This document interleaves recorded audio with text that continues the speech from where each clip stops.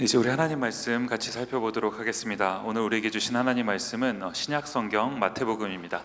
마태복음 8장 23절부터 27절까지 말씀 우리 같이 살펴보도록 하겠습니다. 마태복음 8장 23절부터 27절까지 말씀입니다. 마태복음 8장 23절부터 27절까지 말씀, 저와 여러분이 한 절씩 교독해서 읽도록 하겠습니다. 제가 먼저 읽겠습니다.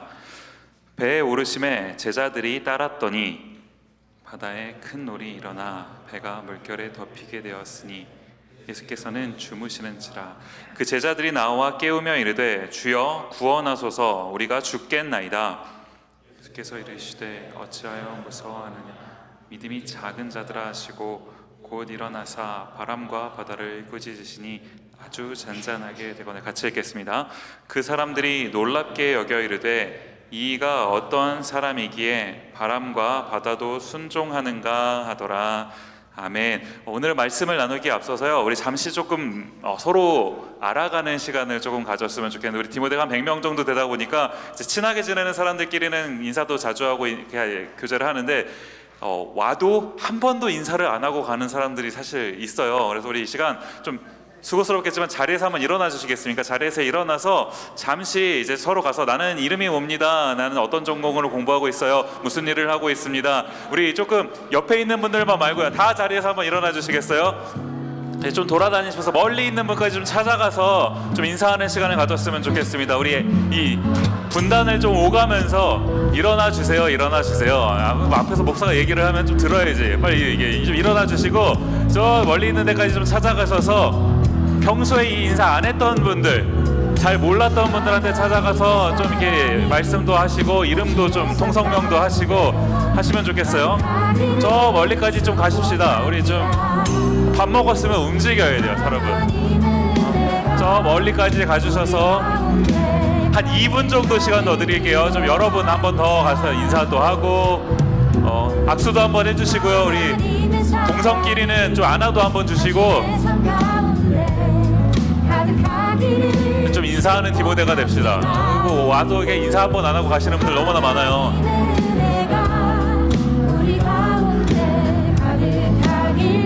네, 조금 더 움직여서요. 인사 안 하셨던 분 조금 더 찾아갑시다. 조금 더 찾아가서, 네, 반갑습니다. 좀 더 찾아가셔서 쭉 사람들하고 한 번 더 인사하시고 교제하시고, 네, 안 움직이시는 분들 계세요. 조금 더, 우리 1분만 더 드릴게요. 1분만 조금 더 움직입시다. 조금 더. 벌써 엉덩이가 무거워서 앉으신 분들 계시는데 조금만 더 움직여주세요. 여러분, 저 가만히 계시는 분들 안 계시게 찾아가서 좀 이렇게 악수도 한번 해주시고, 우리가 주 안에서 하나입니다. 우리는 좀 인사도 나누고 그랬으면 좋겠어요.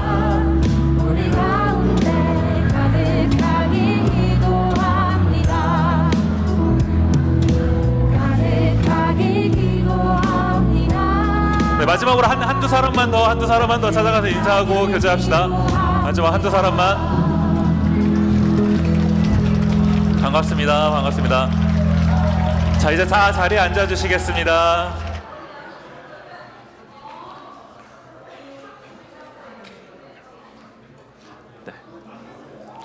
네. 꼭 이렇게 인사하라고 그럴 땐 안 하고 이제 다 뒤늦게 이제 하시는 분들이 계시는데, 다 이제 자리에 앉아주세요.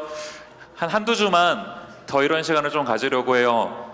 사실 우리가 여러분 그만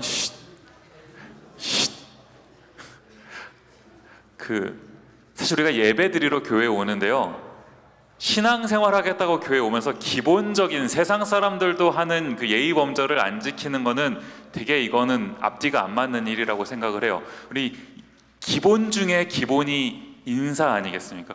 기본 중에 기본이요. 와서 우리 좀 이렇게 인사하는 디모데가 됐으면 좋겠고요. 특별히 우리 디모데에는 우리는 다 나이가 비슷하잖아요. 네, 비슷해요. 우리 디모데 안에는 우리 같은 청년들만 있는 게 아니고요, 어른도 계십니다. 여러분, 저 뒤에 보시면 장로님 계세요. 여러분, 디모데 오시면 장로님 찾아가서 장로님 저 왔습니다, 만수무강하십시오, 이게 좀 인사도 하고 할 수 있는 디모데가 돼야 돼요. 우리가 하나님 만나러 오겠다 그러면서 장로님한테도 인사 안 하고 어른한테도 인사 안 하면서 이거 앞뒤가 안 맞는 말인 것 같아요. 인사하는 디모데가 됩시다. 네. 자, 디모데 예배 오신 모든 분들 환영하고 축복합니다. 우리 앞뒤 좌우에 계신 분들하고 한번 인사했으면 좋겠습니다. 실천하는 크리스천이 됩시다. 네, 확실히 인사하고 나니까 좀 우리 좀 이렇게 분위기가 가벼워진 것 같아요. 자, 여러분 그 놀이기구 타는 거 좋아하십니까? 제가 그 미네소타에 와가지고 이제 그 정말 이제 감동이 됐던 기억들이 많이 있는데 이제 그 중에 한 가지가 뭐냐 하니까요. 그 이제 이게 좀 웃기는 얘기긴 한데 그 모아에 가면은 그 가운데 그 니클라디언인가요? 그 놀이기구 타는 데 있잖아요. 이제 거기 가면은 이제 그 놀이동산에 이제 놀이기구를 탈 수가 있는데 이제 저희 첫째 아들이죠. 그 김희안이랑 이제 거기 놀이동산에 가서 그 처음 같이 이제 이 놀이기구를 이제 탔던 날. 내 아들과 내가 같이 놀이기구를 탄 날, 요게 이제 잊을 수가 없어요. 이 기억이. 그 왜 그 놀이동산에 가면 모아 있는 거 가면 그 왜 이름이 잘 생각이 안 나는데 로그 슈트인가요? 맞나? 그 왜 후룸라이드처럼 이렇게 쭉 타고 내려오면 물 확 튀는 그 있잖아요. 이제 그거를 이제 김이안이랑 타는데 이게 이제 36인치가 되면 그 셰퍼론이랑 같이 해서 이제 탈 수가 있거든요. 그래서 이제 이안이랑 그걸 타는데. 그날 이제 처음 36인치가 돼가지고 이제 그 탄 날 이게 이제 잊혀지지가 않고 아직도 생생해요. 근데 사실 요즘에는 이제 이 김희안이가요 이제 조금 늙어가지고 이제 얘가 이제 그 킨더를 가다가 보니까 그 모아이를 예전만큼 자주 못 가요. 이제 집에 오면 막 2시 반, 3시가 되다 보니까 이제 시간이 애매해서 잘 안 가게 되거든요. 그래서 이제 그 감동을 살짝 사실 조금 이제 잊고 살고 있었는데 이제 최근에요. 다시 한번 이제 이 감격이 되살아난 이제 기억이 있습니다. 왜 그렇습니까? 우리 조이가 이제 드디어 36인치가 됐거든요. 그래서 이제 얼마 전에 2살밖에 안 됐는데 36인치가 됐어요. 벌써 95% 하위 95%의 키가 대단한 것 같습니다. 어쨌든 최근에 이제 그 뭐죠? 이제 조이랑 이제 같이 가가지고 이걸 이 배를 타는데 여러분 그 딸과 하는 이 데이트, 이거는 정말 여러분 어떻게 말로 설명할 수가 없습니다. 이제 딸을 딱 안고서 그 배를 같이 타는 이 느낌은 어떻게 설명할 길이 없어요. 여러분 그 혹시라도 이제 대리 경험이라도 좀 해보고 싶으신 분은 월요일 날 연락을 주시면 이제 저희가 이 조이를 잠깐 한두 번 빌려드릴 수 있어요. 그럼 이제 데리고 타시면 공짜로 탈 수 있습니다. 연락 주세요. 네. 저희 집 애들이요 이제 첫째 놈이나 둘째 딸이나 놀이기구 타는 걸 참 좋아합니다. 보면은 이 피는 못 속이는 것 같거든요. 저랑 이제 제 아내가 그래요. 한국에서도 참 저희는 잘 타고 다녔는데 여러분 어떠십니까? 놀이기구 타는 거 좋아하세요? 안 좋아하신다는 분들도 막 벌써 설레설레 하시는 분들 계시는데 제가 설교를 준비하면서요 문득 이제 이런 생각이 든 겁니다. 그 우리가 이제 무서운 놀이기구를 타면요 그 스릴이라고 하는 그 감정을 이렇게 느끼는 것 아니겠습니까? 이제 우리 이한이는 이제 이거를 어떻게 표현하냐면 그 엉덩이가 간지럽다 이렇게 표현을 해요. 엉덩이가 간지러운 느낌이 이제 얘한테는 스릴인 거죠. 이 그 안전과 이 위험의 그 경계를 이제 넘나드는 그 느낌. 그게 이제 스릴 아니겠습니까? 약간은 그 무서우면서도요, 약간은 재밌기도 하고 이렇게 짜릿한 그 느낌. 이제 이런 느낌을 이제 우리가 사실 느끼기 위해서 그 놀이기구 같은 걸 종종 타는 건데 사실 이게 왜 재밌습니까, 여러분? 왜 재밌나요? 분명히 무서워요. 분명히 무서운데 사실 솔직히 말하면 살짝 위험한 것 같지도 않습니까, 여러분? 사실 위험하기도 해요. 그런데 이게 왜 재밌습니까? 제가 설교를 준비하면서 이 부분을 좀 이렇게 묵상을 해보는데 답이 생각보다 간단하더라고요. 이게 왜 재밌냐면 끝나니까 재밌는 겁니다. 아무리 무서운 놀이기구를 타도요 사실 그 시간이 지나면 뭐 몇 분 정도 타죠. 그 몇 분이 타고 이제 정해진 시간이 다 되면 이제 반드시 끝이 납니다.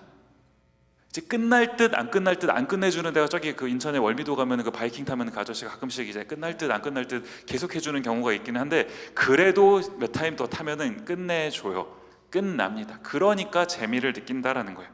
우리가 만약에 이 끝난다라는 사실을 모른다면 요거를 타겠습니까? 끝난다는 걸 아니까 이제 재미를 기대하고 타는 거죠. 만약에 우리가 이 놀이기구를 탔는데 이게 언제 끝날지 모른다고 한다면, 안 끝난다고 한다면요, 그 엉덩이가 간지러운 그 느낌이 계속된다고 한다면 이거를 우리가 재밌다라고 말할 수 있겠습니까?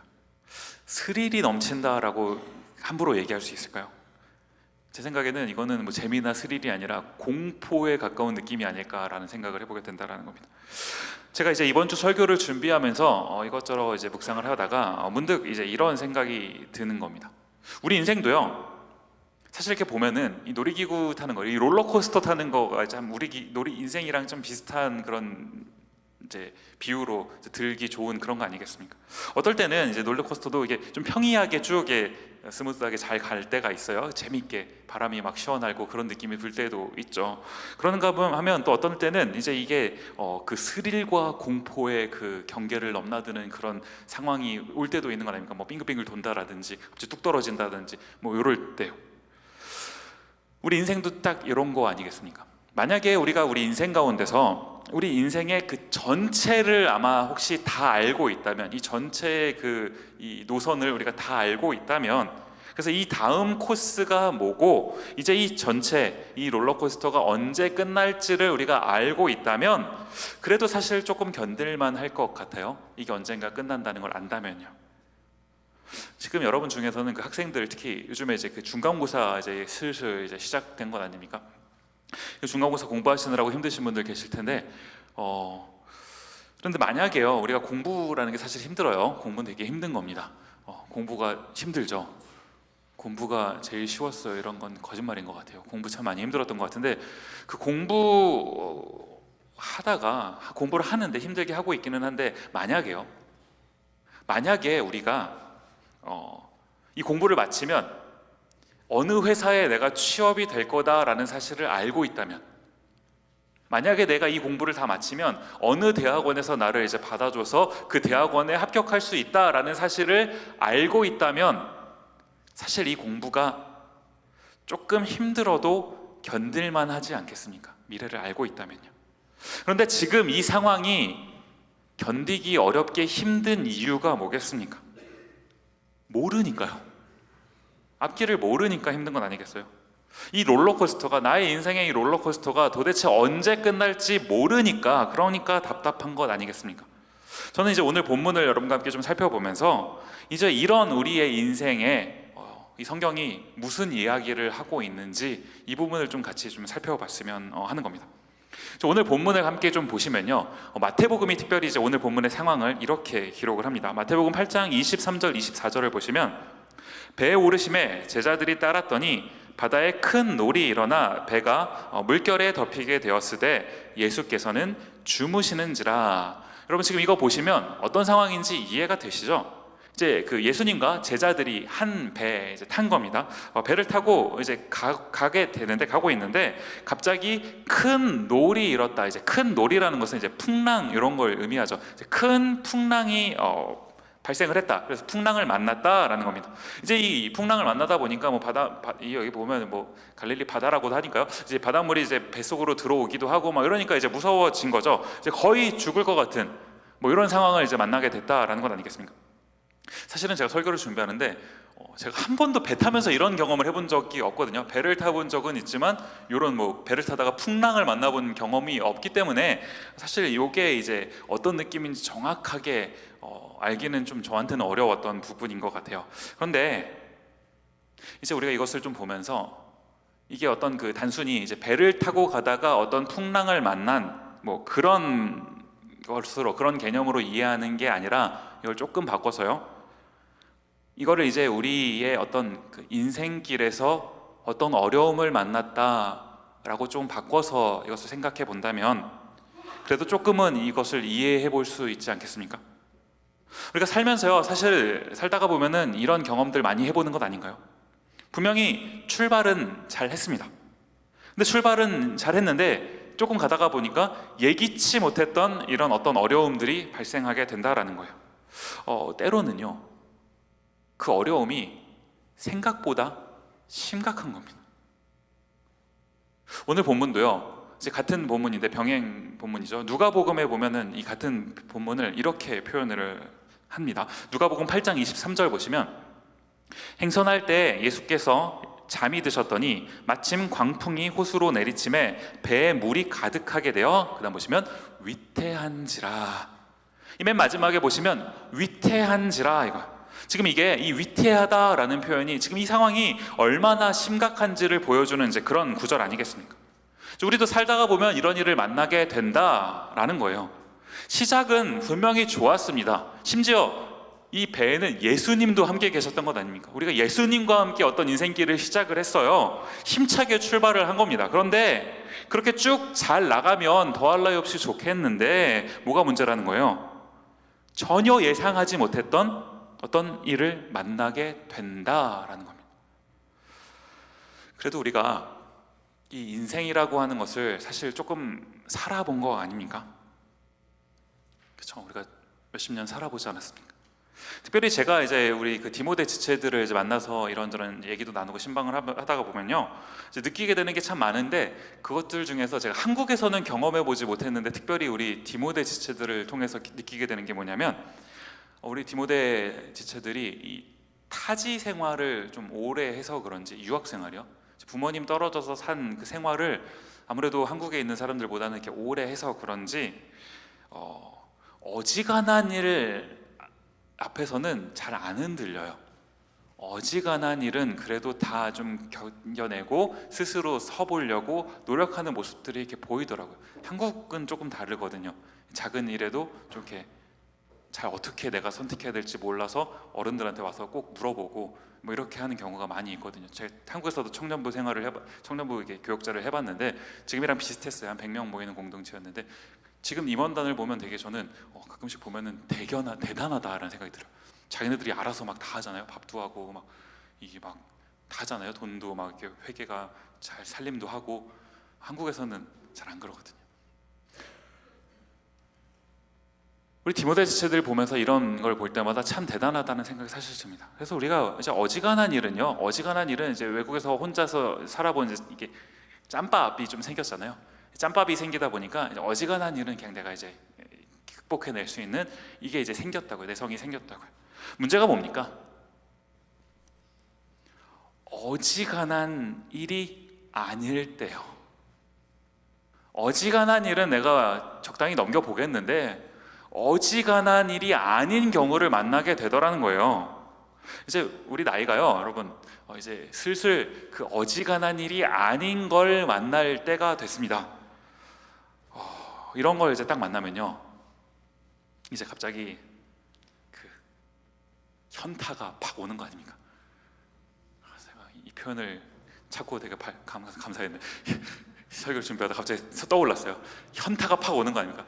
그래서 혹시 잘못 쓰는 거 아닐까 해서 네이버에 찾아봤어요. 현타, 의미 뭐 이러면서 현타가 팍 오는 거. 갑자기 어지간하지 않은 일을 만나면 이 현타가 확 온다고요.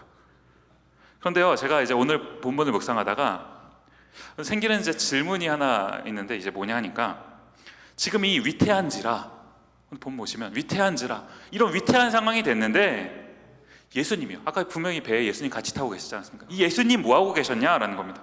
오늘 누가복음 본문에도 여러분 보고 계시지만 예수님 뭐하고 계셨습니까? 잠이 드셨더니 주무시고 계시대요.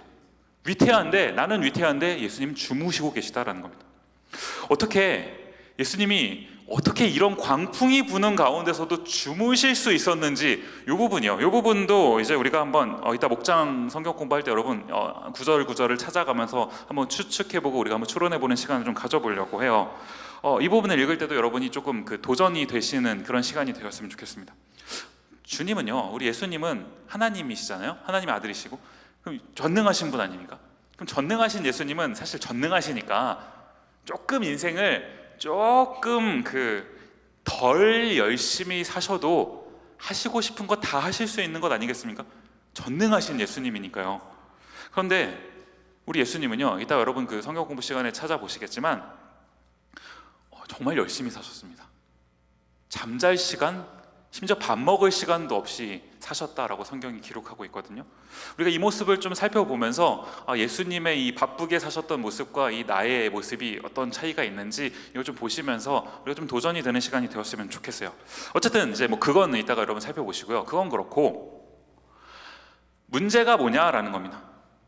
지금 이 배에서 풍랑이 불어서 나는 위태한데 내가 죽을 것 같은데 지금 이 자리 그 배에 같이 계시는 예수님 주무시고 계시다고요.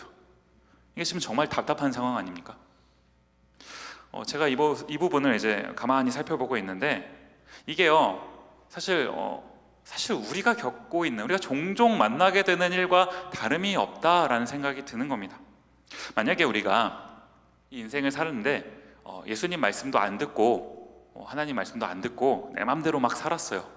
그런데 그렇게 살다가 하나님이 갑자기 우리한테 어떤 광풍, 어떤 시련, 고난을 주신다라고 그러면 이건 좀 이해할 만하죠. 내가 막 살았으니까, 하나님 말씀대로 안 살았으니까 하나님이 나를 혼내키시나 보다 이렇게 생각을 하고 넘어갈 수 있는데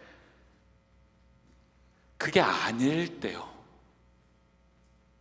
지금 예수님과 이 제자들이 함께 가고 있는 것 아닙니까? 제자들이 예수님과 함께 이 길을 동행하고 있다고요. 그런데 분명히 예수님이 이 길 가운데 함께 계시는데 왜 제자들의 인생에 이런 고난이 찾아오냐라는 겁니다. 사실 이게 여러분과 저의 질문 아닙니까?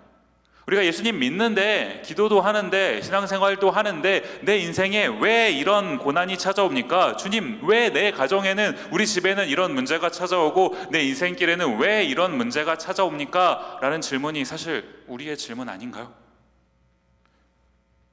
저는요 이제 제가 올해 나이가 30입니다.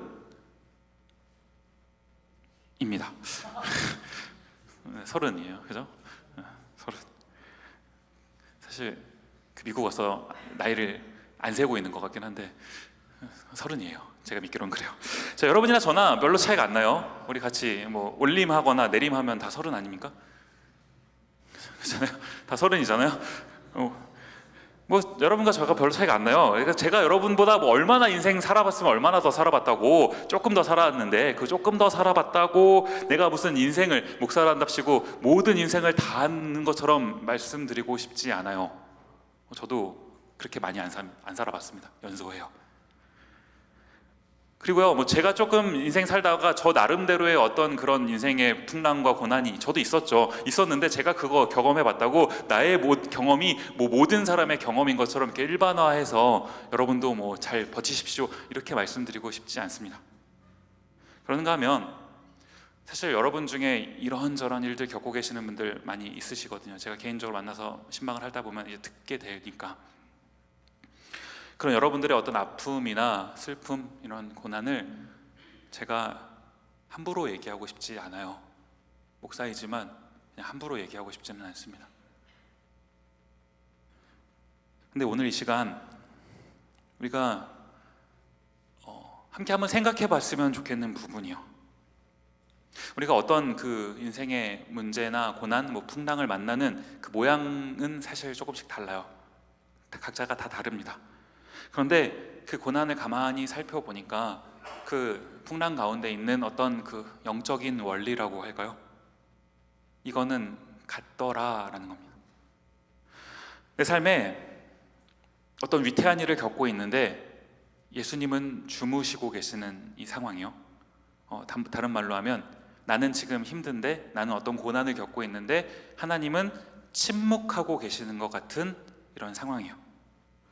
이런 상황을 하나님께서 우리에게 허락해 주셨다면 왜 그럴까요? 정답은 셋 중에 하나겠죠. 예수님이 무능하거나, 예수님이 우리를 버렸거나, 이유가 있거나. 앞에 두 가지는 아닐 것 같아요. 마지막 한 가지겠죠. 이유가 있거나. 주님께서 이런 상황을 통해서 우리에게 주시고자 하는 메시지가 분명히 있다라는 사실, 오늘 본문을 통해서 우리가 이걸 좀 살펴봤으면 좋겠는 겁니다. 제가 먼저 좀 주목해서 보고 싶은 부분이 뭐냐니까요, 이 지금 누가복음 말씀에서 여러분 보고 계시는 맨 마지막에 위태한지라라는 이 표현이요. 성경이 이제 우리가 이해할 수 있도록 지금 이 상황을 위태하다, 위태한지라라고 지금 이렇게 설명을 해서 우리에게 지금 보여줬습니다. 그런데 우리가 한번 이 부분을 잘 한번 생각해 봤으면 좋겠어요. 여러분 정말 잘 한번 생각해 보십시오. 지금 굉장히 위태로워 보이는데요, 예수님은 주무시고 계세요. 위태한 것처럼 보이는데 예수님은 주무시고 계세요. 그러면 이게 위태한 겁니까? 잘 한번 생각해 보시라고요. 위태한 것 같아요. 근데 주님은 주무시고 계세요. 그럼 정말 위태한 거냐고요. 때로는 우리가 만나는 어떤 일은요, 정말 위험해 보입니다. 위태로워 보여요. 답이 없어 보여가지고, 그래가지고 우리가 막 그 일 때문에 잠도 못 자고 막 미치겠는 것 아닙니까? 그럴 때 우리가 그런 문제 앞에서 나 정말 죽을 것 같다라는 말을 종종 하죠. 정말 죽을 것 같은, 사실 이런 일 겪게 되기도 해요. 저도 한두 번 살면서 겪어봤던 거, 정말 죽을 것 같은 그 일이요. 그런데 그런 상황을 겪을 때 죽을 것 같다라고 말은 해요. 죽을 것 같은 거지 죽은 건 아니잖아요. 진짜로 하나님이 우리를 버리셔서 우리가 죽게 내버려 두셨다면 오늘 이 자리에 우리가 있을 수 있겠습니까? 하나님이 진정으로 우리를 버리셨다면, 하나님이 우리 삶에 무관심하시다면 오늘 우리가 이 자리에 앉아 있을 수 있겠냐고요. 때로, 그럼에도 불구하고 때로 우리를 죽을 것 같은 이런 위태한 상황에 놓이게 하시는 거, 이유가 있지 않겠습니까? 뭔가 말하고 싶으신 게 있지 않으시겠어요? 이렇게까지 해서 주님께서 우리에게 말하고자 하시는 게 무엇인지 오늘 성경을 통해서 한번 살펴보자라는 겁니다. 오늘 본문과 이제 병행 본문인 그 마가복음에도 보시면, 마가복음에는 이제 이런 표현이 등장을 합니다. 마가복음 4장 36절 보시면, 그들이 무리를 떠나 예수를 배에 계신 그대로 모시고 가매 다른 배들도 함께 하더니, 지금 여기 보시면 그들이라고 시작을 하는데, 이제 그들이는 이제 제자들을 말하는 것 아니겠습니까? 이제 제자들이 예수님을 모시고 갔다, 이제 모시고 이제 배를 타고 갔다라는 이제 이런 표현이에요. 저는 여기서 이 모시고 가매라는, 이 모시고 갔다라는 표현을 여러분과 함께 조금 주목해서 보고 싶은데, 여러분 잘 기억하십시오. 이 모시고 갔다, 제자들이 예수님을 어떻게 모시고 갔는지를 우리가 한번 보자라는 겁니다. 4장 38절 말씀 보시면 이렇게 기록합니다. 마가복음 4장 38절이요. 예수께서는 고물에서 베개를 베고 주무시더니, 참 지금 이게 무슨 말입니까? 지금 제자들이 예수님을 고물, 가장 고물인 배로 모셔고 갔다, 이 말인가요? 그건 아니죠. 갑자기 안 웃으시니까 되게 민망한데, 고물이라는 게 이제 그런 말이 아니에요. 가장 고물이었다, 이 배가 가장 고물이었다, 이걸 말하는 게 아니에요. 이 고물이라는 게 뭐냐면요, 제가 사실 이제 저는 뭐 뱃사람이 아니라서 배에 대해서 잘 몰라요. 그래서 자료를 이렇게 좀 찾아봤는데, 이 고물이라는 곳이 이제 배에서 어느 부분을 말하냐 하니까요, 그 선미라는 부분이에요. 선미, 이게 뭡니까? 어떤 자매 이름이 아니고요. 선미가 뭐예요? 선미. 선미, 배의 가장 뒷부분을 말하죠. 가장 배의 뒷부분이요. 이제 이 선미는요, 배에서 그 어떤 그 중심을 잡아주는 이제 이 부분이라는 겁니다. 그래서 그 이제 배가 이제 뭐 기우뚱하거나 이러면 안 되잖아요. 그래서 거기에 그 막 그런 무거운 뭐 포대 같은 것들도 이제 막 갖다 놓고 짐을 이렇게 딱 놔둬서 그 중심을 딱 잡아주는 그런 곳이에요. 그 예수님께서 지금 보시면 고물에서 베개를 베고 주무셨다라는데, 이제 이 베개라는 표현이 성경에서 이제 여기에 등장을 하는데, 이 진짜로 이런 베개를 가지고 가셨다라고 해석을 하기보다는 거기에 있었던 어떤 그 무게를 잡아주는 뭐 포대나 짐들, 이제 요거를 베고 주무셨다라고 해석을 하는 게 이제 일반적인 해석입니다. 좀 상당히 일리가 있는 것 같아요.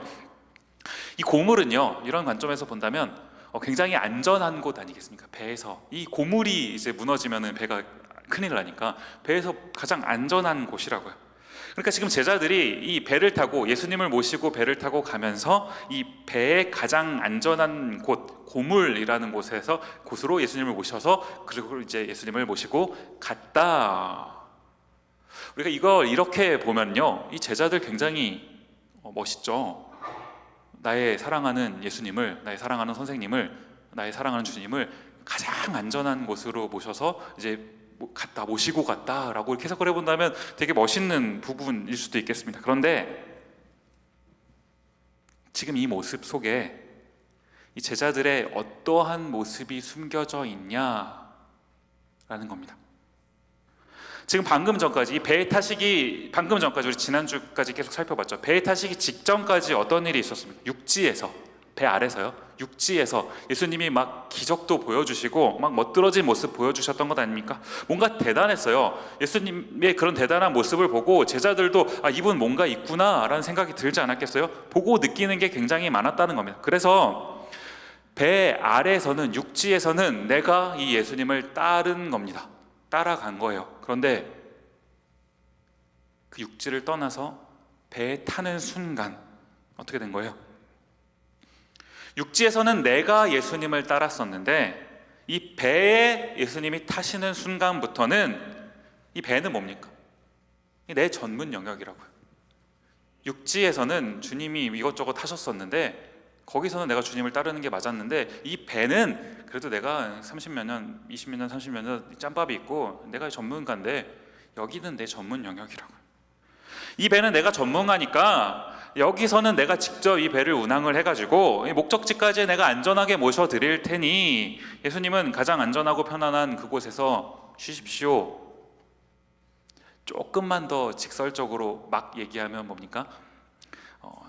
주님은 여기서 잠시 좀 빠져 계십시오 까지 말할 수 있는 것 아니겠어요? 제가 이 장면을 가만히 이제 묵상을 하는데 이제 무슨 생각이 드는 겁니까? 우리가 예수님을 만나서요 은혜를 누릴 때가 있어요. 그럴 때는 정말 예수님이 살아계시는 게 맞죠. 그분이 주시는 은혜를 내가 이렇게 경험하면 뭔가 막 얼마 막 느끼는 게 막 있고 막 대단한 것 아니겠습니까? 어떤 그런 막 그런 알 수 없는 그 막 그런 터치, 은혜 이런 거요. 그때는 내가 예수님을 막 따르고 싶어요. 따를 것 같아요. 막 진짜로 따라갑니다. 그런데 내가 그토록 따르던 예수님이 어떤 그 내 삶의 특정한 영역에 딱 오시면요 어떻게 되는 겁니까? 내가 이 부분에서만큼은 주님 잠시 저기 좀 뒤편으로 가셔서 거기 조금 대기하고 계십시오. 쉬십시오. 주님 제가 이 부분은 알아서 한번 해볼 테니까 주님은 저만 믿고 저기 가셔서 이렇게 쉬고 계시면 됩니다. 얼마나 그동안 수고하셨어요. 지금 잠깐 좀 쉬십시오. 사실 제가 누구를 뭐 블레임하자라는 마음으로 이걸 설교를 준비한 게 아니라요 사실은 설교를 준비하는데 이게 딱 제 모습이더라고요. 제가 요즘에 특별히 조금 신경 쓰는 부분이 뭐냐 하니까요 큐티입니다. 큐티. 제가 이제 우리 디모데 리더십들한테 특별히 이 큐티에 대해서 굉장히 강조를 했거든요. 이제 다른 건 몰라도 우리 디모데 리더십으로 섰으니 우리가 반드시 이 큐티만큼은 하자. 그래서 카톡방을 통해서 혼자만 하지 말고 좀 이렇게 받은 은혜를 이렇게 쉐어도 하고 좀 이렇게 서로 자극도 주고 하면서 이 큐티 나눔을 꼭 했으면 좋겠다. 엄청 제가 이제 강조를 했습니다. 근데 목사가 이제 엄청 강조를 했으니까 강조만 하고 지가 안 하면 어떡해요? 그러니까 제가 이제 하는 겁니다. 반드시 이제 큐티를 하려고 해요. 저는 이제 특별히 이 큐티를 밤에 하거든요. 저한테는 이제 이 밤이 돼야지만 진정한 콰이어트 타임이 찾아오기 때문에 큐티를 저는 이제 밤에 합니다. 감사하게도요 제가 이제 큐티를 막 강조하고 이렇게 막 올리고 하다가 보니까 이제 디모데 많은 지체들이 참 반응을 해주시더라고요. 얼마나 참 감사한지 모릅니다. 이런저런 제가 사실 단톡방이 굉장히 많거든요. 속해 있는 단톡방이 많이 있는데 그 단톡방 곳곳에서 이제 이런 큐티 나눔이 막 이루어지는 것을 이렇게 보고 있으면 참 너무 감사하다는 생각이 들어요. 제가 이 디모데의 이런 모습을 이렇게 볼 때마다 무슨 생각이 드냐면요 참 디모데가 그래도 살아있고 정말 희망이 있다. 우리 디모데는 피리를 불면 춤을 추는, 앞에서 막 피리를 부는데 춤을 안 추는 그런 사람들 얼마나 많습니까? 피리를 부으면 그래도 이렇게 흐느적 이렇게 어떤 그 몸짓을 하는 그 모습을 볼 때마다 사실 저는 여러분 제가 무슨 대단한 목사도 아니고 이 동네 교회 목사잖아요. 이 동네 교회에 그냥 이 찌그러진 목사가 봐도 이게 참 이 모습이 얼마나 아름다운데 우리 하나님이 이 모습을 보신다면 얼마나 기쁠까라는 생각을 해보는데 정말 가슴이 참 벅차더라고요. 큐티 하시는 여러분들을 진심으로 축복합니다. 혹시 안 하시는 분들 계시면 지금이라도요 여러분 그 목자들이 각 목장 단톡방에 이거 보내주는 걸로 알고 있습니다. 혹시 안 보내는 목자 있으면 신고해 주세요. 제가 응징하도록 하겠습니다. 다 있잖아요. 거기에 뭐라도 좋아요. 뭐라도 좋습니다. 성경에도 보면은 그 구절구절에 가끔씩 없음 뭐 이런 거 있잖아요. 없음 이렇게 써도 좋으니까 뭐라도 써서 하나라도 뭔가를 나눠주세요. 나는 오늘 나눌 게 없음. 그래도 괜찮아요. 그래도 반응한 거 자체가 여러분의 목자가 그걸 통해서 위로를 받을 겁니다. 제가요 큐티를 참 많이 강조하고 요즘에 집중하고 있는데 큐티를 강조하고 여기에 좀 포커스온 해서 이렇게 우리가 하는 거 참 좋습니다. 그런데 뭘 잊으면 안 되는 거예요. 큐티를 강조하는 거 좋은데 제가 뭘 잊으면 안 되는 겁니다. 그 달라스 윌라드라는 분이 이런 말씀을 하셨는데 제가 이분의 이 말씀이 정말 마음에 팍 꽂히더라고요. 여러분과 함께 나누고 싶은데 무슨 말씀하셨냐 하니까 문제는 하루의 첫 15분이 아니다. 나머지 23시간 45분이다. 무슨 말인지 이해가 가십니까? 문제는 하루의 첫 15분이 아니다. 나머지 23시간 45분이다. 무슨 말인지 이해가 가시죠? 큐티하는 거 정말 중요해요. 한 15분, 10분, 15분 우리가 시간을 내서 큐티하는 거 정말 중요하다고요. 그런데 더 중요한 건 내가 큐티한 대로 살아가야 되는 나머지 23시간 45분이요. 사실 우리가 이 부분을 많이 놓치고 살고 있는 것 아닌가요? 우리가 말씀 앞에 반응도 하고 은혜도 누리고 뭐 주님께 기도도 합니다. 그런데 그때는 그렇게 하는데 나머지 23시간 45분이요. 이건 상징적인 숫자죠. 23시간 45분. 나머지 삶 속에서 내가 정말 내 삶에 살아가는 그 삶의 현장에서 내가 그때 만났던 그 말씀, 내가 누리는 그 주님의 은혜를 그 현장에서도 동일하게 누리고 있느냐? 주님은 내 인생 가운데 저기 뒤편 어디 고물 잘 보이지도 않는 그곳에 가 계시고 이 내 인생의 이 향해의 배의 키는 내가 쥐고 내가 마음대로 좌지우지하고 있는 이런 삶을 살고 있지는 않냐라는 겁니다. 오늘 본문이 우리에게 뭘 말씀하고 싶으신 걸까요? 제가 중고등학교 다닐 때 잘했던 것 중에 이제 하나가 공부는 아니고요. 뭐냐 하니까 책 돌리기를 잘했어요. 책 돌리기 되게 생뚱맞죠? 책 돌리기를 한국에서 중고등학교 다니신 분들 기억하시겠지만 미술책이나 음악책 같이 이렇게 좀 직사각형인데 조금 큰 책을 이렇게 책 돌리기가 좋거든요. 이렇게 막 이렇게 돌리면 거의 한가운데만 이렇게 하얘져가지고 해보신 분들은 아실 거예요. 제가 이게 책 돌리기 굉장히 잘했습니다. 이제 하다가 이제 조금 기술이 늘면요 이렇게 점프를 할 수 있어요. 딱 점프를 해갖고 탁 받아서 다시 이렇게 살려서 돌리는 기분이 쾌감이 있거든요. 미국 교과서도 이런 게 있는지 모르겠어요. 어쨌든 이 책 돌리기 해보신 분들은 아시겠지만 이 책 돌리기에서 가장 중요한 게 뭐냐면요 무게 중심이 어딘지를 딱 알고 거기에 이제 손가락을 이제 갖다가 대는 게 이게 정말 중요해요. 이게 이제 손가락을 무게 중심에 딱 대면요, 그렇게 적당한 이제 강도로 이걸 돌려주면 얘가 이제 안 떨어지고 잘 버티거든요. 그런데 이제 만에 하나 이제 이 무게 중심에서 손가락이 살짝 이렇게 삑사리가 나면 옆으로 이제 어긋나면요, 그럼 그대로 이제 이게 죽어버리는 겁니다. 저는요 오늘 이 무게 중심이라는 이 말을 좀 생각해봤으면 좋겠는 거예요. 우리가 우리 삶을 살아가고 있는데 우리 삶 속에서 이 무게 중심을 어디에 두고 있는지 여러분 한번 생각해보자 라는 겁니다. 어쩔 때는요 우리가 우리의 삶의 무게 중심을 주님께 두고 삽니다. 그러니까 지금 여기 오셨죠. 이 프라이데이 나이트에 왜 왔어요? 여러분 여기에 시험 공부하셔야 되고 놀아야 되고 잠자야 되는데 왜 왔습니까? 어쩔 때는 우리가 그래 와야지, 예배 드려야지, 우리 삶의 무게 중심을 주님께 두러 온다고요. 그런데 문제가 뭐예요? 어쩔 때는 내가 주님께 내 삶의 무게중심을 두는데 한번 정직하게 고백해보자라는 거예요. 여러분 오늘 예배를 마치고 성경 공부 마치고 라이드 받아서 집에 가시면서 집에 가서 내리셔서 집 문을 들어가는 순간 그때도 무게중심을 하나님께 두고 살고 계시냐라는 거예요. 여러분 정직하게 한번 우리가 대답해 봅시다. 우리가 정말 그렇게 살고 있습니까? 저는 오늘 이 마태복음, 마가복음, 누가복음 같이 살펴보고 있는데 오늘 이 본문 말씀을 여러분과 함께 나누면서 예수님이 어떤 풍랑에 이걸 잠잠하게 해주셨다, 대단한 기적을 보여주셨다, 뭐 이런 거에 좀 집중하고 싶지 않아요. 예수님이 어떤 행하셨던 기적에만 집중하는 거, 물론 기적도 분명히 의미가 있죠. 그런데 그 기적에만 집중하는 것은 옳은 태도는 아닌 것 같습니다. 오늘 우리가 함께 좀 살펴보고 싶은 건 이 기적, 예수님께서 행하셨던 어떤 기적이 아니라요, 이 사건을 통해서 예수님께서 우리에게 하시고자 하는 그 메시지가 뭔지 그 부분을 좀 살펴보자라는 거예요. 누가복음 8장 25절 말씀 보면 이렇게 기록합니다. 제자들에게 이르시되, 그 다음 보시면 너희 믿음이 어디 있느냐 하시니 그들이 두려워하고 놀랍게 여겨 서로 말하되 그가 누구이기에 바람과 물을 명함에 순종하는가 하더라. 지금 예수님께서 제자들에게 하셨던 이 말씀이요, 너희 믿음이 어디 있느냐, 너희 믿음이 어디 있느냐.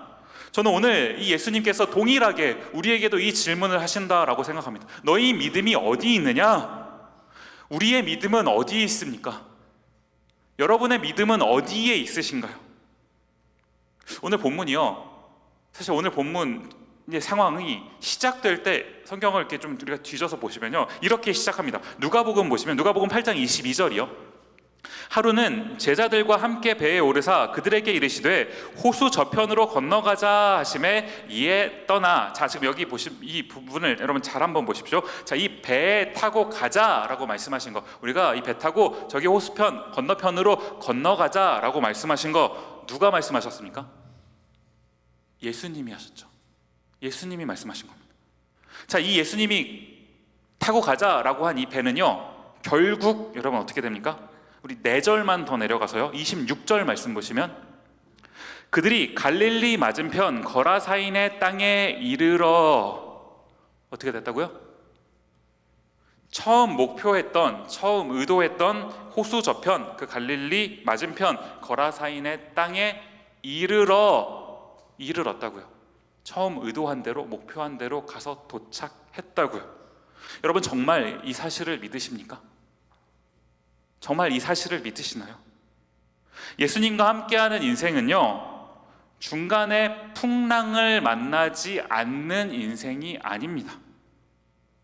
신앙생활은요, 우리가 신앙생활을 한다고 중간에 고난을 만나지 않는 게 아니라고요.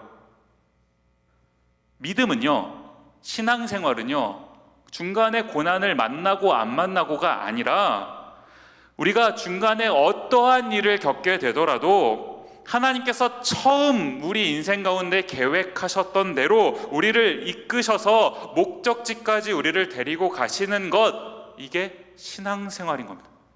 우리의 믿음이 이거를 믿는 믿음이 되어야 된다는 거예요. 그리고 오늘 예수님께서 우리에게 던지시는 질문, 너희 믿음이 어디 있느냐?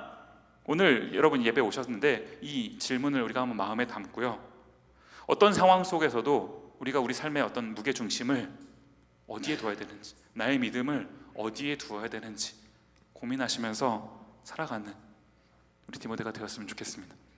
오늘 저는 설교를 이 찬양으로 함께 마무리하고 싶은데요, 반주를 해주시고 뒤에 불을 좀 꺼주시겠어요? 주는 완전합니다. 우리 종종 부르는 이 찬양의 고백인데, 이 찬양의 후렴에 보면 맨 마지막에 이런 그 고백이 있어요. 그날에 우리를 이루실, 그날에 우리를 이루실, 그날에 우리를 이루실. 여러분 이 사실을 믿으십니까? 그날에 우리를 이루신다고요. 하나님 우리를 창조하셨다면, 우리를 부르셨다면 그 부르심에는, 그 창조에는 목적이 있어요. 그렇기 때문에 주님은 우리를 인도해 가셔서 언젠가는 하나님의 뜻이 이루어졌을 때 그 건너편 땅에 원하셨던 목적지에 우리를 데리고 가실 거라고요. 여러분 이 사실을 믿으십니까? 이 사실을 믿는다면 우리의 믿음은 여기에 있어야 되는 거예요. 우리 중간에 풍랑을 만나고 어려움을 겪을 때 거기에서 막 일희일비하면서 막 왔다 갔다 기우뚱거리는 것이 아니라 그날에 우리를 이루실 그 주님을 기대하면서 흔들리지 않는 삶이에요. 이게 우리 신앙의 모습이어야 되는 것 아니겠습니까? 우리 함께 이 찬양을 고백할 때 여러분의 지금의 상황과 주님께서 우리에게 주시는 마음, 우리가 어떻게 살아가야 될지에 대한 우리 신앙의 고백, 이 모든 것이 어우러져서 이 찬양의 가사를 통해 한꺼번에 이것을 고백할 수 있는 그런 우리가 되었으면 좋겠습니다. 함께 찬양하며 나아가도록 하겠습니다. 함께 찬양합니다. 주여 우린 연약합니다. 주여 우린 연약합니다. 우린 오늘을 힘겨워합니다. 우린 오늘을 힘겨워합니다. 주 뜻 이루며 살기에, 주님 이루며 살기에